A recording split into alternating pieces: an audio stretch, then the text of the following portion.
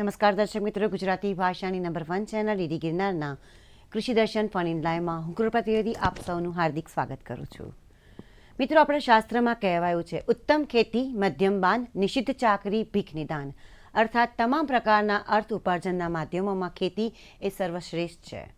પરંતુ મિત્રો, વધતી જતી વસ્તીની ખાદ્યની જરૂરિયાતોને પહોંચી વળવા તો ક્યાંક ટૂંકા સમયમાં વધુ ઉત્પાદનની લાલચે ખેતીમાં વધતા જતા રાસાયણિક ખાતરોનો ઉપયોગ એ જમીન, હવા, પાણી એમ સમગ્ર પર્યાવરણ તેમજ માનવ જીવન પર ખૂબ જ હાનિકારક અસર કરી રહ્યો છે. ત્યારે તેની સામે શ્રેષ્ઠ વિકલ્પ છે પ્રાકૃતિક કૃષિ. તો મિત્રો, આજના આપણા કાર્યક્રમમાં આપણે વાત કરીશું પ્રાકૃતિક કૃષિ વિષય પર.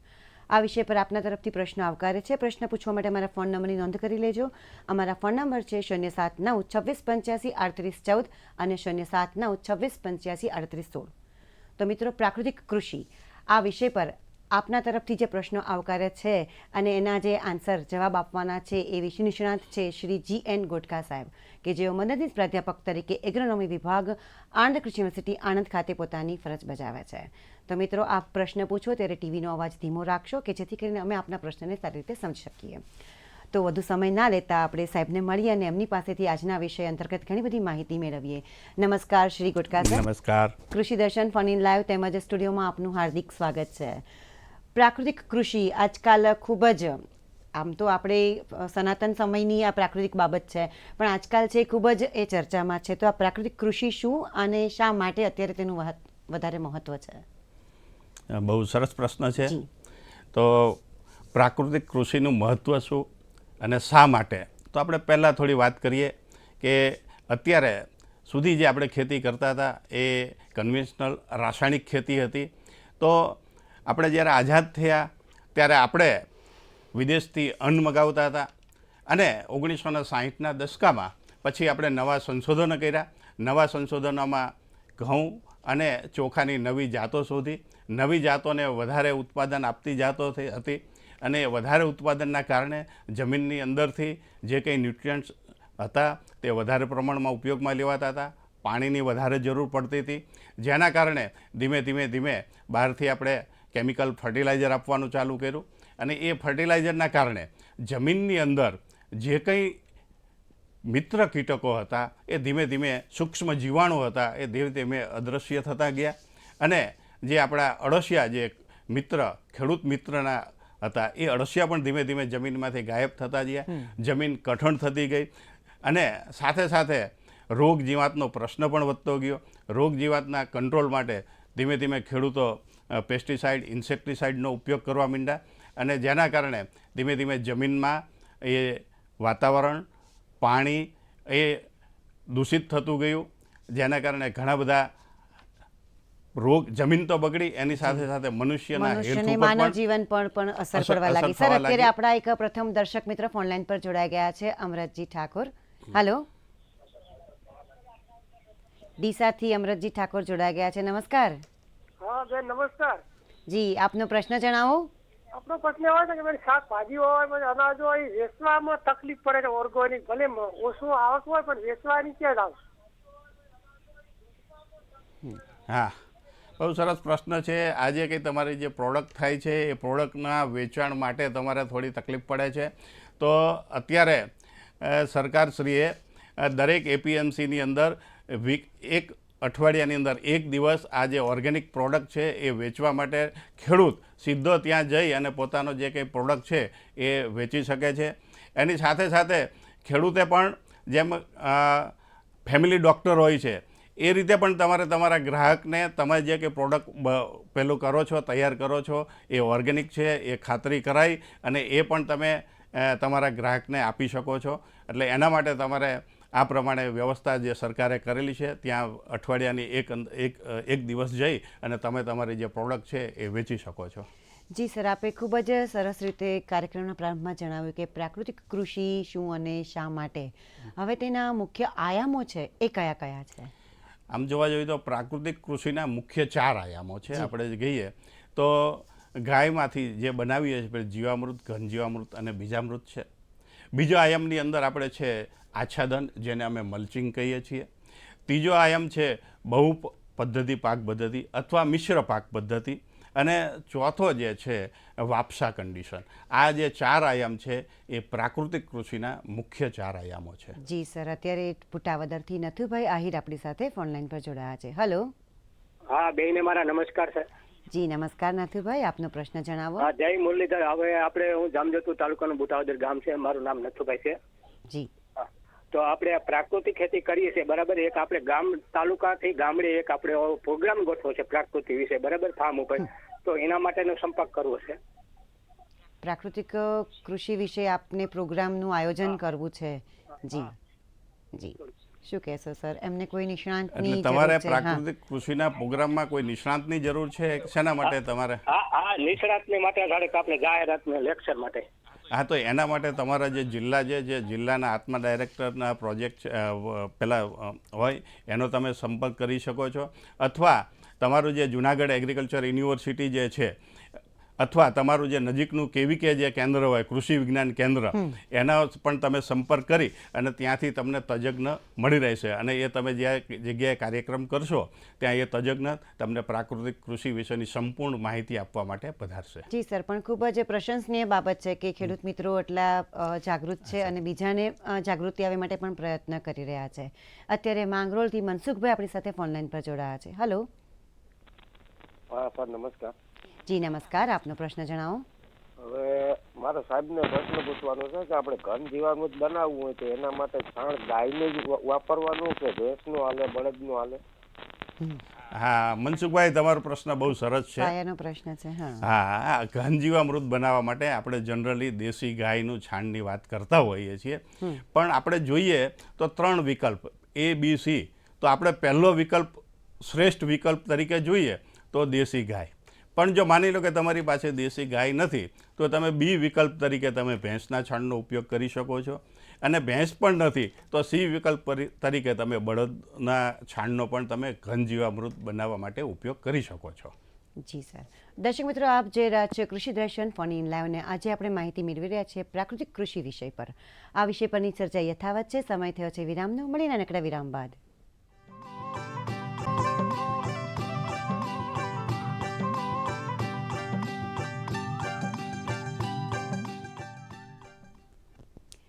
દર્શક મિત્રો, વિરામ બાદ ફરીવાર આપ સૌનું હાર્દિક સ્વાગત છે. આજના ફોન ઇન લાઈવમાં પ્રાકૃતિક કૃષિ વિશેની માહિતી આપણે મેળવી રહ્યા છીએ. આપણી ચર્ચાને આગળ વધારીને અત્યારે દિયોદરથી દેવજીભાઈ રાજપૂતે આપણને ફોન કર્યો છે, એમને સાંભળીએ.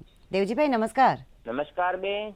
હાજી, આપનો પ્રશ્ન જણાવો. હા બેન, આપણે ખેતી પ્રાકૃતિક કરવી એમાં આપણે અળસીઓ હે, આપણે અળસીઓ કાબર બગલાઓ, એનાથી શું ફાયદો થઈ શકે? ફરીથી શું કહે છે? દેવજીભાઈ, ફરી એક વખત નિષ્ણાતશ્રીને પ્રશ્ન પૂછવા માટે વિનંતી છે. આપણે બેન અળસીઓ થાય ને, અળસીઓ. હા, અળસિયા. હા, પછી કાબર આવે, બગલો આવે, એનાથી શું ફાયદો થઈ શકે ખેતીમાં? અળસિયા ને બધાથી શું ફાયદો થાય? અળસિયા, કાબર આપણે નથી ફરતી હોતી? કાબર, હા, પક્ષી. હાજી હાજી. કાબર, અળસિયા એ બધા પ્રાકૃતિક કૃષિની અંદર આપણને ફાયદા કરતા છે. અળસિયાની વાત કરીએ ને તો અળસિયું આપણું ખેડૂતનું મિત્ર છે. એની અંદર આપણે જો વાત કરીએ ને, અળસિયા જે છે એ જમીનની અંદર 15 થી 20 ફૂટ સુધી અંદર હોય છે. આપણે જેવું જીવામૃત ઘનજીવામૃત જ્યારે આપીશું તરત જ એ અળસિયા જમીનની અંદર એક્ટિવ થઈ જશે અને જમીનના નીચેના ભાગથી ઉપરના ભાગ સુધી આવશે, જેના કારણે એક અળસિયું 24 કલાકની અંદર 7 વખત જમીનમાંથી એક જગ્યાએથી બહાર આવે છે અને બીજી જગ્યાએથી અંદર જાય છે. એટલે કે એક અળસિયું 14 હોલ પાડે છે, જેના કારણે જમીનની અંદર હવા ઉજાસ વધે છે, ઓક્સિજનની અવરજવર વધે છે, જેના કારણે જે છોડ છે એના મૂળનો વિકાસ સારો થાય છે. બીજું જે અળસિયું છે, અળસિયાના વિઘટનથી નાઇટ્રોજન જમા થાય છે, એ માટી ખાય છે. માટીને એના જે મળમાંથી જે કંઈ માટી નીકળે છે એના મળ જે છે એમાંથી પણ નાઇટ્રોજન મળે છે. એટલે કે અળસિયું જે છે એ જમીનને પહોંચી અને ભરભરી રાખવાનું કામ કરે છે. સાથે સાથે આપણું જે વરસાદ પડે એ વરસાદનું પાણી પણ જમીનની અંદર ઉતરે છે અને એ જે આપણા છોડ છે એને સારી રીતે લઈ શકે છે. અને જે આપણે કાબરને જે પક્ષીના જે વાત કરીએ તો એ જે જીવાતો આવે છે એ પકડી અને એને નાશ કરે છે. આમ જોવા જઈએ તો આપણા છેડાપાડે જો કોઈ ઝાડ હોય તો એ ઝાડ ઉપર જે પક્ષીઓ આવે છે તો જે નુકસાન કરતા 50 પ્રકારના જે કીટકો છે એને એ પક્ષીઓ ખાઈ જાય છે અને આપણા પાકને રોગ જીવાતથી મુક્ત રાખે છે. જી અત્યારે જયંતિભાઈ પટેલ વીરપુરથી ફોન લાઈન પર જોડાઈ ગયા છે. હલો. હાજી હાજી. હાજી નમસ્કાર જયંતિભાઈ. હા નમસ્કાર. આપણે ઓર્ગેનિક ખેતી હું કરું છું આ ચોમાસાથી. હમ. હલો. હાજી અમે સાંભળી રહ્યા છીએ. હા તો એના રજીસ્ટ્રેશનનો કંઈક હોય છે એવું જાણ્યું છે તે કઈ રીતનું હોય છે, કઈ સંસ્થામાં રજીસ્ટ્રેશન? આપણે પ્રાકૃતિક કૃષિ વિષય પર વાત કરી રહ્યા છીએ. હા પ્રાકૃતિક. હા, છતાં તમારું જે ઓર્ગેનિક ખેતી છે એનું તમારે ઓર્ગેનિક ખેતી કરતા હોય તો એનું તમારે ગોપકા જે છે એની અંદર તમારે રજિસ્ટ્રેશન કરાવવાનું હોય છે અને એ રજિસ્ટ્રેશન બાદ તમારી જે પ્રોડક્ટ આવે એનું પછી એ ઇન્સ્પેક્શન પેલું કરીએ અને પછી તમને એનું ઓર્ગેનિક પ્રોડક્ટનું સર્ટિફિકેટ આપતા હોય છે. જી સર, હવે પ્રાકૃતિક કૃષિની આપણે વાત કરી રહ્યા છીએ તો એની અંદર આચ્છાદન છે એ ખૂબ જ અગત્યની બાબત છે. જી અત્યારે એક સૂત્રાપાડાથી માલદેવભાઈ આપણી સાથે ફોન લાઈન પર જોડાઈ ગયા છે. આપણે એમને પહેલાં સાંભળી લઈએ. જી હેલો મેડમ. હાજી. હેલો હાજી નમસ્કાર. સાહેબ, આપણને શું છે, ગાય છે નહીં, ગાય નથી, હા અને આપણને શું ભેંસનું શાંતિ આપણે પ્રાકૃતિક ખેતી કરવી તો કઈ રીતે કરવાની? બહુ સરસ પ્રશ્ન છે. ઘણા પાસે ગાય નથી હોતી, ઘણા ખેડૂતોનો આવો પ્રશ્ન હોય હોય શકે છે. છે. હા. અગાઉ પણ મેં જવાબ આપ્યો. એની અંદર આપણે તમારી પાસે ગાય નથી અને તમારી પાસે જો ભેંસ હોય અથવા બળદ હોય તો એના છાણમાંથી પણ તમે જીવામૃત ઘન જીવામૃત બનાવી અને તમે પ્રાકૃતિક ખેતી કરી શકો છો. ગાય ઉત્તમ છે, પણ ગાયના અવેજીમાં એના વિકલ્પ તરીકે તમે ભેંસ અથવા બળદના છાણનો ઉપયોગ કરી અને ઘન જીવામૃત અને જીવામૃત બનાવી અને તમે પ્રાકૃતિક ખેતી કરી શકો છો. જી સર, આ દર્શક મિત્રોનો કોલ આવ્યો પહેલાં આપણે વાત કરી રહ્યા હતા કે જમીનમાં પ્રાકૃતિક કૃષિમાં આચ્છાદન કરવાનું હોય તો એ કેવી રીતે કરવું જોઈએ અને તેનું મહત્વ વિશેષ રીતે શું છે? આચ્છાદન એક પ્રાકૃતિક કૃષિનો જે પ્રિન્સિપલ કહીએ અથવા આયામ કહીએ તો એ બહુ સરસ આયામ છે.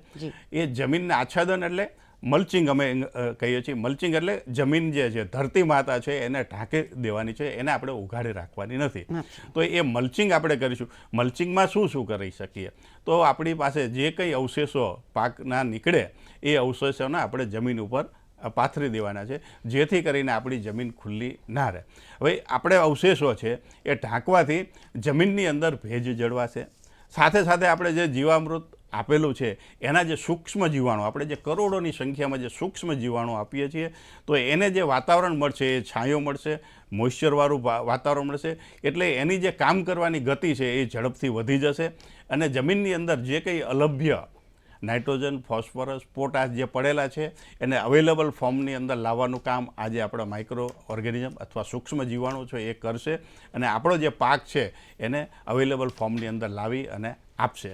અને આ જે આપણે આચ્છાદન કરીશું તો આચ્છાદનથી શું થશે, જે એનું ટેમ્પરેચર છે એ 25 થી 32 અંશ સુધીનું જળવાશે અને સાથે સાથે આપણે જે મોઇશ્ચર જે છે એ 65 થી 75 સુધી મોઇશ્ચરને જળવાશે. અને એ કન્ડિશન એ સૂક્ષ્મ પર્યાવરણ કહીએ છીએ, છાંયો રહે, અંધારું રહે. અને આની અંદર આપણા સૂક્ષ્મ જીવાણુની સાથે સાથે અળસિયા પણ બહુ સરસ કામ કરી શકશે.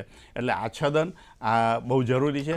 આચ્છાદનની અંદર પાછા 3 પ્રકાર છે. જી સર, એક એ પ્રકારની વિશે વાત કરીએ પહેલાં એક દર્શક મિત્ર સાયલાથી સંજયભાઈ ફોન લાઈન પર જોડાયા છે, એમને સાંભળીએ. હેલો. હેલો. હાજી નમસ્કાર. હા સાહેબ બોલું છું. હાજી. આપણે રીંગણા છે એમાં ઈવેળું નથી જતી, આપણે ઓર્ગેનિકની દવા સાથે આપણે બનાવેલી જીવામૃતની. હા, શાકભાજીના પાક છે એની અંદર જે રીંગણ છે એ રીંગણની અંદર આ જે ઈયળનો પ્રશ્ન આવતો હોય છે. હવે એના માટે આપણે જ્યારે પ્રાકૃતિક ખેતી કરતા હોઈએ ત્યારે તમારે શરૂઆતના પ્રિકોઝન મેજર તરીકે તમારે ઈયળ નિયંત્રણ માટે નિમાસ્ત્ર છે એ 15 દિવસે આપણે છાંટી દેવાની. દર 15 દિવસે એના પ્રિકોઝન તરીકે નિમાસ્ત્રનો ઉપયોગ કરવો. અને સાથે સાથે અગ્નિયાસ્ત્ર અને બ્રહ્માસ્ત્ર એ પણ આપણે બનાવી અને એનો આપણે છંટકાવ કરીએ તો આ જે ઈયળ જે છે એને આપણે તો કંટ્રોલ કરી શકીશું. જી દર્શક મિત્રો, આપ જોઈ રહ્યા છો કૃષિ દર્શન ફોન ઇન લાઈવ અને આજે આપણે વાત કરી રહ્યા છીએ પ્રાકૃતિક કૃષિ વિશેની માહિતી વિષય પર. આ વિષય પરની ચર્ચા યથાવત છે. સમય થયો છે વિરામનો. મળીને નકડા વિરામ બાદ.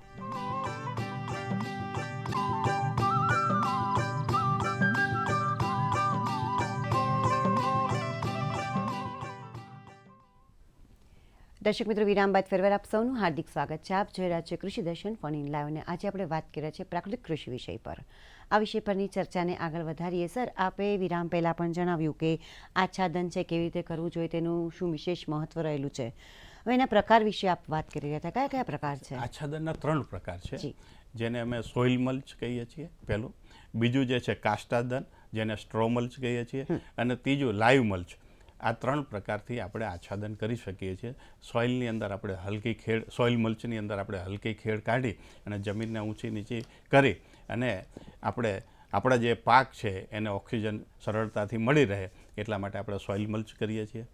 કાષ્ટાદનની વાત કરી તો એની અંદર આપણી પાસે જે કંઈ પાક લીધા હોય એના જે કંઈ અવશેષો વધે એ અવશેષોને આપણે જમીન ઉપર ઢાંકી અને આપણે મલ્ચિંગ કરવાનું છે. અને ત્રીજું જે છે લાઈવ મલ્ચ, એટલે કે આપણે 2 પાક હોય, 2 લાઈન વચ્ચે કોઈ પણ આપણે પાક, કઠોળ વર્ગનો પાક લઈએ અને એને આપણે વાવી દઈએ તો એ આખી જે જમીન છે એ આપણી કવર કરી દેશે. એને આપણે લાઈવ મલ્ચ કહીએ છીએ. તો આ કોઈ પણમાંથી આપણે એક મલ્ચિંગ કરવાનું હોય છે. જી. મનસુખભાઈ માંગરોળથી ફરી એક વખત આપણી સાથે ફોન લાઈન પર જોડાયા છે. હલો. હા સર, નમસ્કાર. હા જી, નમસ્કાર. હવે મારે જીવામૃત બનાવવું છે, હમ તો એ આપણે કઠોળની જગ્યાએ છાશનો ઉપયોગ કરી શકાય? ના, જે આપણે જીવામૃત છે એ બનાવવા માટે આપણે કઠોળ વર્ગનો કોઈ પણ કઠોળ વર્ગના લોટનો આપણે ઉપયોગ કરતા હોઈએ છીએ. જનરલી આપણે 200 લીટર બનાવતા હોઈએ જીવામૃત, તો એની અંદર આપણે 180 લીટર પાણી લઈએ છીએ, 10 લીટર ગૌમૂત્ર લઈએ છીએ અને 10 લીટર ગાયનું છાણ લઈએ છીએ. સાથે આપણે 2 કિલો ગોળ લઈએ છીએ, દેશી ગોળ, 2 કિલો કોઈ પણ કઠોળ વર્ગનો લોટ લઈએ છીએ અને સાથે આપણે સેઢાપાડાની, કે જે જગ્યાએ રાસાયણિક ખાતરનો ઉપયોગ ન થયો હોય એવી માટી આપણે લઈએ છીએ અને આપણે નાખતા હોઈએ. હવે આ જે કઠોળ વર્ગનો જે લોટ જે છે એ શા માટે આપણે લઈએ છીએ? તો એ કઠોળ વર્ગના લોટમાં પ્રોટીન હોય છે અને એ પ્રોટીન જે છે એ આપણે બેક્ટેરિયાને આપણે આપતા હોઈએ છીએ. આ જે ગાયનું જે છાણ છે એમાં કરોડોની સંખ્યામાં જે બેક્ટેરિયા હોય છે અને એ બેક્ટેરિયાને આપણે વધારે કરવાનું છે, પ્રજનન કરીને એની સંખ્યા વધારવાની છે. તો એની સંખ્યા વધારવા માટે આપણે જે ગોળ આપીએ છીએ એમાંથી કાર્બોહાઈડ્રેટ મળે છે અને જે આપણે કઠોળ વર્ગનો જે કોઈ પણ લોટ આપીએ છીએ એમાંથી એને પ્રોટીન મળે છે, એટલે કે એનું પ્રજનન છે એ બહુ ઝડપથી થાય છે. છાશ આપણે અહીંયા આપણે આપવાની નથી. બરાબર છે. અત્યારે વેરાવળથી ભીખાભાઈ સોલંકી આપણી સાથે ફોન લાઈન પર જોડાયા છે. હલો. હેલો. હા જી, નમસ્કાર. હા દીદી, મારે એ પૂછવાનું છે કે હા નમસ્કાર, જય સોમનાથ. અમે સોમનાથના છીએ. જી જી જી, આપનો ટીવીનો અવાજ બંધ કરીને ફોન પર વાત કરો. હા દીદી, અમારે કહેવાનું છે કે સરકારની જે યોજના છે કે સરકારની યોજના છે કે ગાયને સરકાર તરફથી 900 રૂપિયા દર મહિને આપે. તો એ યોજનાનો લાભ બધાને મળે છે? એ સિસ્ટમ કેવી રીતની છે? હમણાં અમારે કોડીના ઘણા લોકો ગયા હતા ને એના ખાતામાં રૂપિયા આવી ગયા અને ઘણા લોકોને કઈ સિસ્ટમની ખબર નથી, તે લોકો વંચિત છે. બરાબર છે. ગાય આધારિત પ્રાકૃતિક કૃષિ કરે છે તો જે લોકોએ પણ ગાયને પાળેલી હોય છે એના ગાય દીઠ 900 રૂપિયા સરકાર દ્વારા મળે છે.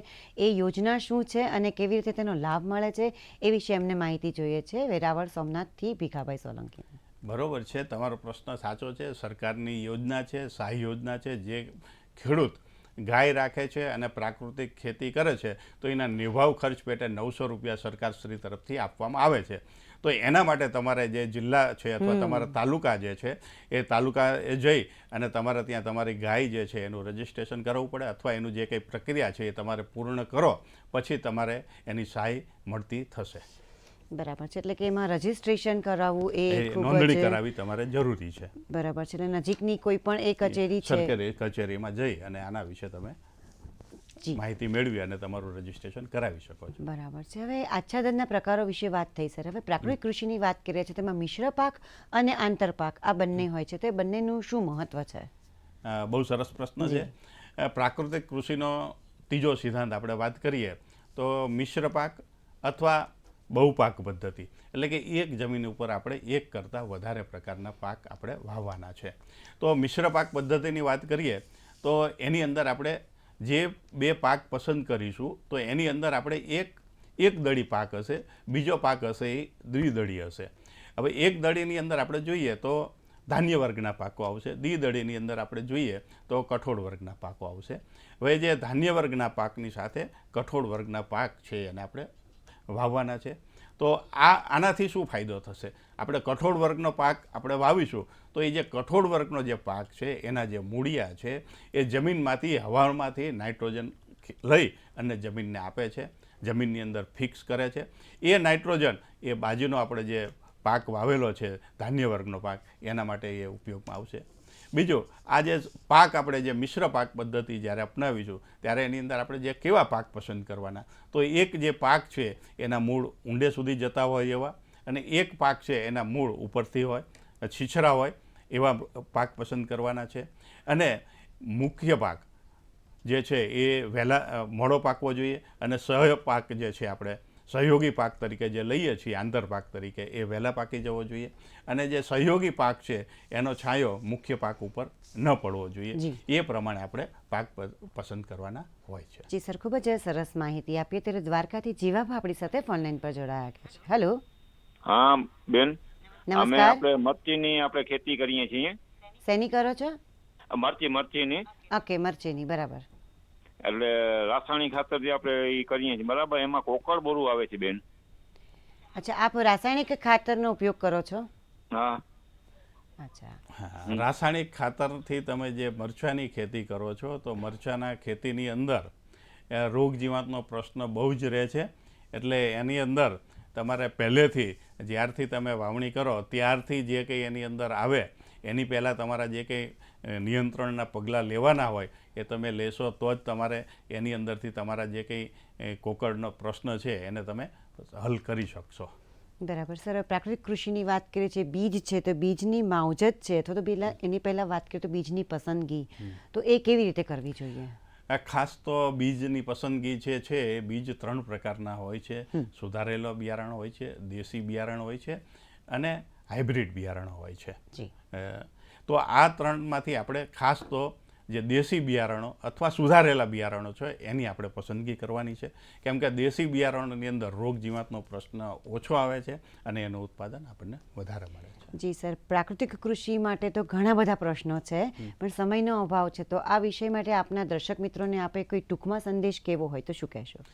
તો ટૂંકમાં સંદેશ આપણે મારે એટલો જ કહેવાનો થશે કે જો તમે પ્રાકૃતિક કૃષિ કરો તો એના જે 4 આયામો જે છે એ આ 4 આયામોનો તમારે ઉપયોગ કરશો તો જ એને આપણને પૂરેપૂરી સફળતા મળશે. ઘણા ખેડૂત મિત્રો એકાદ આયામનો ઉપયોગ કરતા હોય છે, એકાદ આયામનો ઉપયોગ નથી કરતા. ઘણા ખેડૂત મિત્રો ખાલી જીવામૃત આપે છે. ખાલી જીવામૃત આપશો તો એ જે બેક્ટેરિયા છે, સૂક્ષ્મ જીવાણુઓ છે, એ સૂર્યપ્રકાશના ગરમીના કારણે કામ નહીં કરી શકે. એટલે એના માટે તમારે ફરજિયાત આચ્છાદન કરવું પડશે. અને આચ્છાદન નહીં કરો તો એ જે સૂક્ષ્મ જીવાણુઓ જે આપણે જમીનમાં આપીશું એ કામ કરશે નહીં. સાથે સાથે આપણે બહુ જે પાક પદ્ધતિ છે એ પાક પદ્ધતિ પણ આપણે અપનાવવી પડશે. સાથે સાથે જે વાપસા કન્ડિશન કહીએ છીએ, જે ચોથો જે પોઈન્ટ છે એ અને આપણે ટૂંકમાં ચર્ચા કરી દઉં. એ વાપસા કન્ડિશન એ પ્રકારની કન્ડિશન છે કે જે જગ્યાએ જે આપણે જમીનની અંદર જે સોઇલ પાર્ટિકલ છે એ 2 કણ વચ્ચે જે જગ્યા છે એમાં 50% પાણી જોઈએ અથવા મોઇશ્ચર જોઈએ, ભેજ જોઈએ, અને 50% ઓક્સિજનની જરૂર છે. આ બંને હોય તો જ વાપસા કન્ડિશન કહેવાય. અને આ પ્રકારની કન્ડિશનમાં છોડ સારામાં સારી રીતે જે કંઈ એને જે છોડને ન્યુટ્રિયન્ટ્સની જરૂર પડે છે એ લઈ શકે છે. માત્ર હવાથી નહીં ચાલે, માત્ર મોઇશ્ચરથી નહીં ચાલે. એટલે કે વાપસા કન્ડિશનની અંદર બંનેને આ 50-50%ની જરૂરિયાત છે. જી સર, આપ અહીં પધાર્યા અને મારા દર્શક મિત્રોના વિષય પર ખરેખર ખૂબ જ અગત્યની માહિતી આપી, એ માટે આપનો ખૂબ જ આભાર. નમસ્કાર. દર્શક મિત્રો, આજે આપણને શ્રી GN મોટકા સાહેબે પ્રાકૃતિક કૃષિ વિશે ખૂબ જ અગત્યની માહિતી આપી. એ માહિતીનો ઉપયોગ કરી આપ પણ સફળ પ્રાકૃતિક કૃષિ કરો એવી શુભેચ્છા સાથે રજા લઈએ. પહેલાં આગામી બુધવારના કૃષિ દર્શન ફોન ઇન લાઈવનો વિષય જણાવી દઈએ. આગામી બુધવાર તારીખ 24 જાન્યુઆરી 2024 સાંજે 5:30 આપ જે વિષય પર પ્રશ્ન પૂછી શકશો એ વિષય છે મિલેટ, શ્રી અન્ન પાકોમાં મૂલ્યવર્ધન અને આર્થિક ફાયદા. તો મિત્રો, ફરી મળીશું કૃષિ દર્શનના નવા કાર્યક્રમમાં. ત્યાં સુધી આપ જ્યાં પણ રહો સુખી, સફળ અને સ્વસ્થ રહો એવી શુભકામનાઓ સાથે રજા લઈએ. નમસ્કાર.